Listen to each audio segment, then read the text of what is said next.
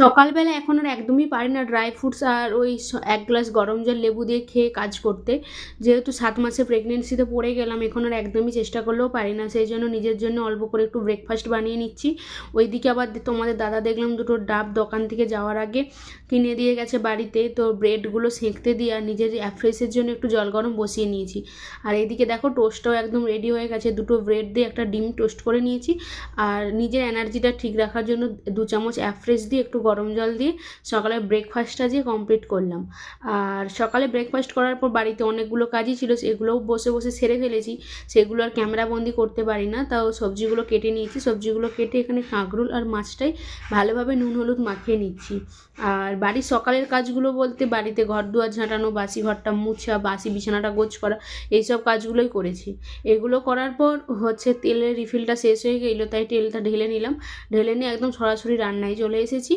তো ঘড়ি কাটা তো ওইদিকে প্রায় 11টা বেজে গেছে। রান্না না করলে অনেকটা বেলা হয়ে যাবে ভাত খেতে। তো সেই জন্য ভেন্ডি পোস্ত হবে, সেই জন্য ভেন্ডিগুলো আগে ভালোভাবে তেলে ভেজে নিচ্ছি। আর আজকে পোস্ত দেবো না, সর্ষে আর চালমগজ দিয়ে আজকে তরকারিটা করব। তো এখানে বান্নাটাও বেটে নিলাম মিক্সিতে। আর ভেন্ডিগুলো ভাজা হয়ে গেছে, ওখান থেকে তুলে নিলাম। ওই তেলের মধ্যে একটা কাঁকরোল দিয়ে কাঁকরোল দুটোও ভেজে নিচ্ছি।